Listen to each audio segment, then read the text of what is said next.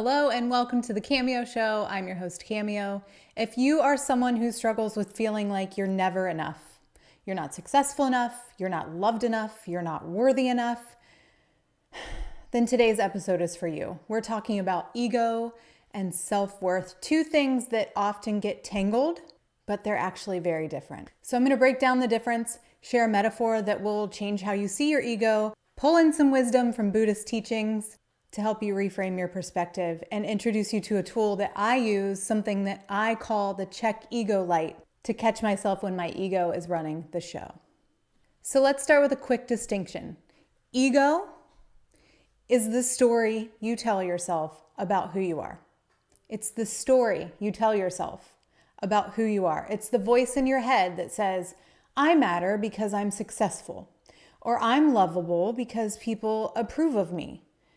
But it's fragile because it depends on external things, money, status, relationships, achievements, all of those things that are outside of ourselves to feel secure. Self-worth is different. It's deeper. It's the intrinsic knowing, the steady knowing that you have value, even when the job title, the applause, the Instagram likes and followers disappear.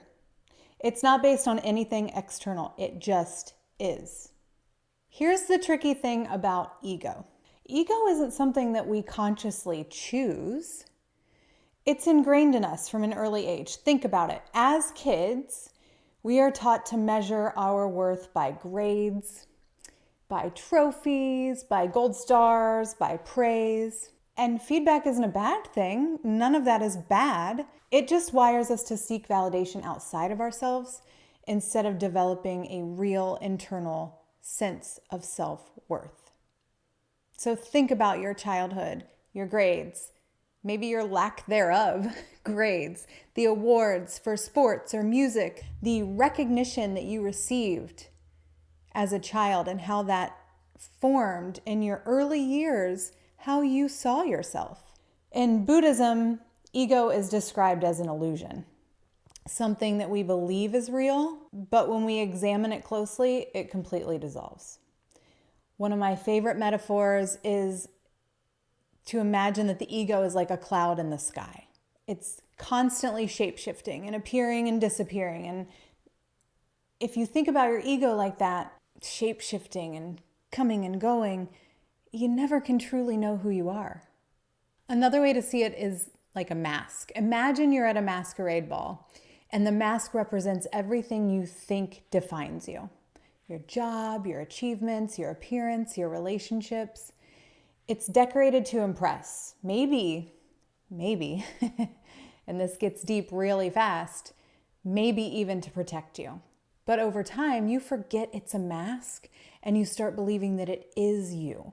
And then life happens. You graduate high school where you got all of your awards. You have a job loss. You break up with somebody who you think completed you. You have a moment of failure and the mask cracks. And instead of realizing that you were never the mask to begin with, you panic. And then you scramble to fix it and make it shinier and prove that you're still somebody. And it's a never-ending wheel. And it gets really, really messy and confusing because a lot of times those things that we feel like define us or define our worth are things that we care about. They're things that we love. They're things that we enjoy the chase of. It's only dangerous when we allow it to dictate how we feel about ourselves inside. The ego wants you to believe that you are separate from others, from change, from the deeper flow of life. It tells you that your worth is something that you must earn. Let me say that again. Your ego tells you that your worth is something that you must earn. But self-worth isn't about clinging to an identity or to a label of what you are and what you do and what others expect of you. It's about recognizing that underneath all of that, you are already whole. You are. Just you. Now, I've had to learn to catch my own ego in the act over and over and over again. It just keeps sneaking up on me. It's not fair. But I do this with something that I call in my upcoming book, The Reset Button, the check ego light. It's like a silent alarm that I've trained myself to recognize.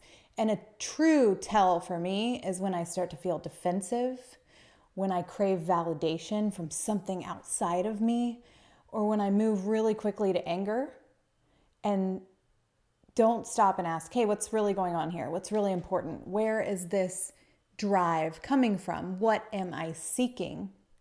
Am I making this decision from self-worth, from what really makes me feel fulfilled? Or is it my ego trying to protect me from something fragile? Is it my ego trying to feel better about itself because I think I need someone else to tell me what I am? More often than not, it's my ego stepping in to shield an old wound or pump me up. But when I see it for what it is, I can choose differently. So here is the takeaway. The difference between ego and self-worth. We dug into ego quite a bit. Self-worth is pretty self-explanatory. They just get tangled. Next time you feel like your worth is slipping, I want you to ask yourself, am I losing something real? Do I feel threatened by something internal, something real, something about me that I know to be true? Or is it just the mask I've been wearing? Is it just the story that I've been telling myself about me and what makes me valued as a person and worthy of love? And you have to be really, really honest with yourself. And when you feel that inner alarm going off, that check ego light, it's time to check in and see what's really going on deep inside. And it's not easy to do. And if you feel this way and it's a struggle, you are not alone. Have some self-compassion because it's a practice, and just constantly remind yourself, as hokey as it sounds, I'm enough, just me. These things that I do are not me. They're just things that I do. And without them, I am still enough. Thanks for hanging out with me today. We have new episodes every Wednesday. If this hit home, share it with a friend, share it with your spouse, share it with your teen. You really do not ever know who's struggling with this. Confidence and self-worth are also not the same, but that's for another time. I hope this helps you recognize that you are enough and gives you a starting off point to start differentiating between when your ego is leading or when your self-worth is lacking. We're all along this path. The best thing we can do is support each other, share ideas, check in on our people, and check in with ourselves. Until next time.